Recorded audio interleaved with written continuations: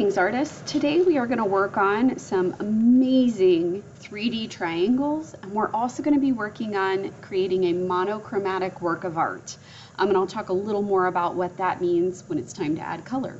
The first thing I'm going to do is get my name on my paper, and because I'm going to work on a square paper today. If your paper is rectangular, that's absolutely fine, but because I want my whole paper taken up by my image, I'm going to hide my name on the back so I can have my whole workspace on my front.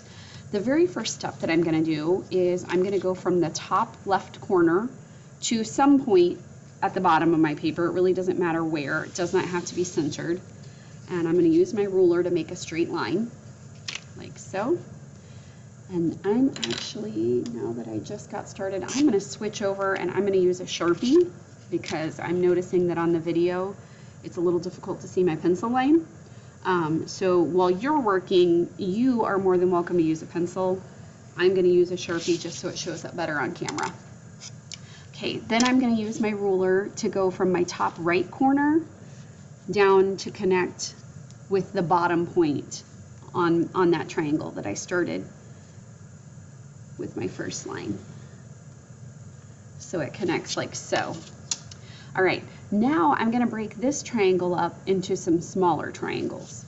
So the first thing that I'm going to do is I'm going to just find a point somewhere around the middle, and it does not need to be perfectly horizontal or straight across. It can kind of be diagonal a little bit.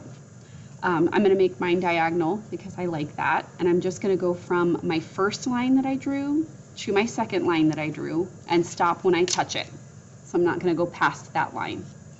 After that, I'm going to also make another triangle going this way. So it's going to go from the point that I made when this horizontal line touched my first diagonal, just somewhere up to the top of my paper. So I'm going to go from this point up, just like so. And then I'm going to connect those 2 points with my ruler. At any point, if I'm going too quickly, you are welcome to pause or rewind. That is the beauty of a recorded demo, that you can pause until you get caught up. All right, so now I've turned that first triangle into 1, 2, 3, 4 smaller triangles. I also want to turn my background into a couple smaller triangles. So I'm going to go from the bottom right corner just to some point here on this diagonal line. It doesn't matter where. So I'm going to start right at that diagonal line and go down to my corner, like so. So now I've made 2 triangles on this side of my background. And then I'm going to do the same thing over here.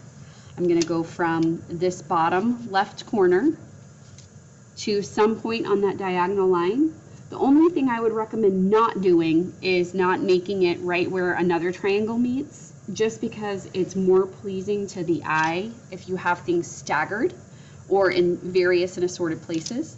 So now I have 2 smaller triangles on this side of my background. Now what I need to do is I'm going to start breaking each triangle up into 3 triangles, and I'm going to show you exactly how to do that. So the first step that I always do when I am creating this part, I look at the shorter side of the triangle, the side across from the base here, the point, and I'm going to make a line from that point somewhere to the center of my triangle, like so. So I went from my point just down to the center of that triangle. And now I'm going to connect the bottom left corner to that point and the bottom right corner to that point. Again, if I'm going too fast, please pause me and catch up.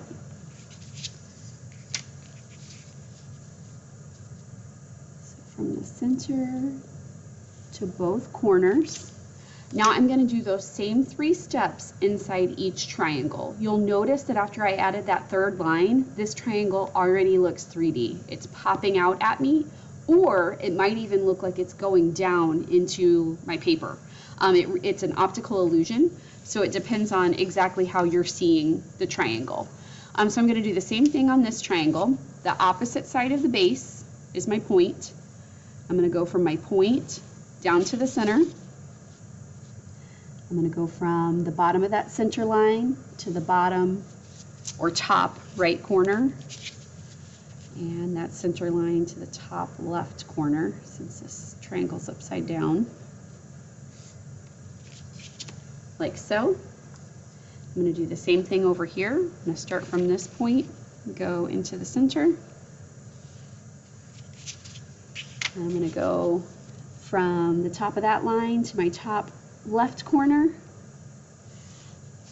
and the top of that line to the top right corner. So I'm going to do this for the rest of the remaining triangles. I'm going to come down here, center line, top corner to the bottom of my line,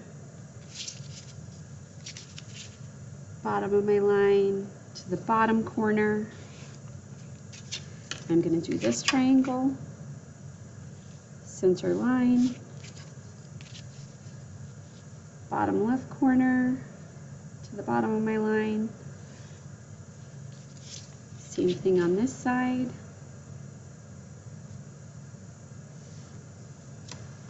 I'm going to do this big triangle, use this line right here, go center-ish, top left corner to the end of my line there, end of my line to the top right corner. All right, I've got 2 more triangles left, friends. So here we go. To the center, corner to the end of my center line, corner to the end of my center line over here. Last one.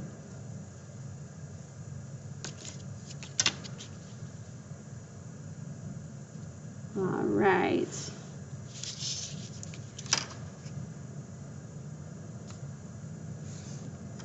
Fantastic. All right. So now I have all of my triangles drawn.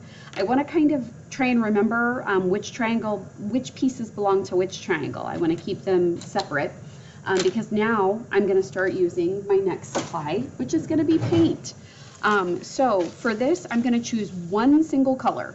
One of the primaries or secondaries. So either red, yellow, or blue are my primary colors, or orange, green, or violet are my secondary colors. I get to pick one.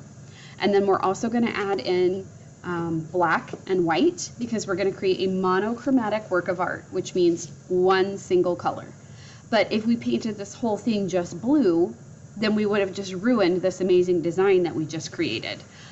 So we would be covering it up instead of highlighting the different planes in our 3D triangles. When you paint, we're going to use liquid tempera. I chose blue, so I've got a little blue, I've got some white and some black.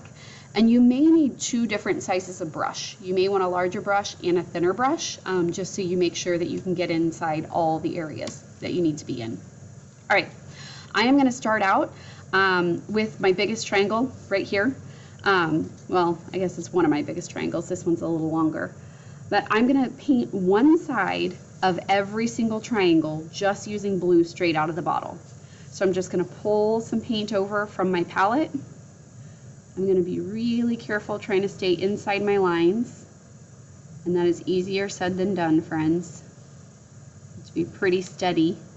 And if you get outside your lines a little bit, don't worry about it. Just be slow and steady. So I want the blue side of my triangles to be near the same side for each triangle, and I'll talk about that in a minute once I start out on my second triangle. I'm just going to show you 2 so you can kind of see how they fit together. So what I may actually want to do is I may want to, I went over, that's okay though because I can cover it. So I am not worried about that at all. I may want to go ahead and paint one side of each triangle, just this blue straight out of the bottle. I may want to do that on day 1, and then that may be all the time that I have for that day since I spent so much time drawing. So I may want to draw and paint one side of each triangle blue, or my color. I don't have to choose blue. my color straight out of the bottle on day 1. So you're going to paint one plain blue, and then your next step, after you've painted that one plain blue on each of your triangles, is going to be to add black and white to make a tint and a shade for each triangle. I'm going to go ahead and paint a second piece of a triangle blue. So I'm going to choose this side for this triangle because this was facing upward, so I want to choose one of the upward triangles on this one to paint the blue out of the bottle, or my color out of the bottle, I should say. So you could choose any color you would like.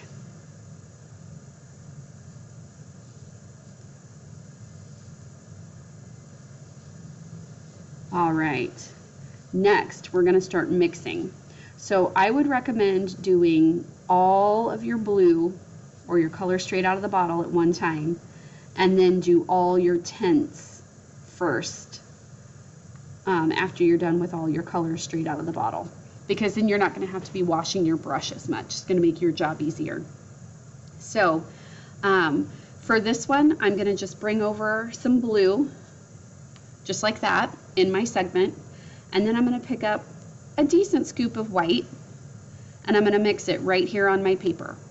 Now, why would I mix on my paper when I have this magazine palette over here? The reason that I'm doing that is because I personally feel like I waste less paint that way. If I blended on my magazine, there's a considerable amount of the paint that's going to soak in to the magazine page instead of be able to be spread around and painted onto my actual project. And so if I mix just directly on my paper, I feel like that wastes a whole lot less paint. Now, if we get into the smaller segments and I'm using a large brush, I might not want to blend directly on my paper because it might make it more likely that I would make an oops. But that is completely up to you as the artist. If you would rather blend on your magazine palette, that is absolutely fine. All right, so once I have it blended, I'm just going to carefully pull my paint across that paper. Again, trying to, whoa, did you see that? I just threw my brush. I'm trying to stay inside those lines. I would not recommend throwing your brush. I made a mess. I got paint on myself. Now that reminds me, this would be a good time to point out that accidents are going to happen, messes are going to be made, and accidents are always okay so long as you clean up after yourself. On purpose is not. So please don't make a mess on purpose, or that lets me know that you are not able to use paint in the art studio. And that would be a real bummer. All right, so next, I'm going to come over here to my third segment of that exact same triangle, and I'm kind of cleaning my brush off in the triangle, wiping it clean, and then I'm going to add a decent scoop of white. So in this segment, I really want it to be mostly white with just a little hint of blue.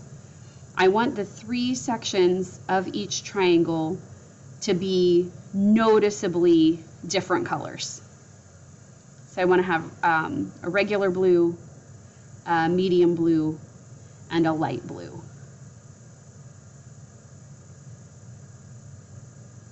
All right, and then on my second triangle, I'm going to do shades. And I will show you what that's going to look like next.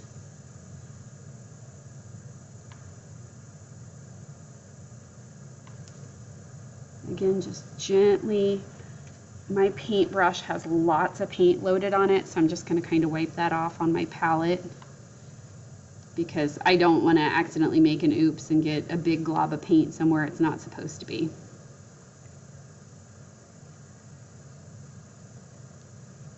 There we go.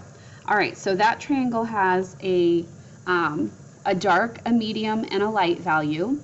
Next, I'm going to wipe my brush off again. Oh my goodness gracious, friends, I just did it again. I'm very dropsy today. I'm so sorry. All right, this time I'm actually going to scrub my brush in my bucket. After I'm done scrubbing, I kind of wipe it gently on the edge of the bucket, and then I really want to dry it on my paper towel. If I notice any paint at all when I dry on my paper towel, that means I didn't get it clean enough and I need to go back and fix that. I need to clean it a little bit. All right, so down here, I'm going to add a decent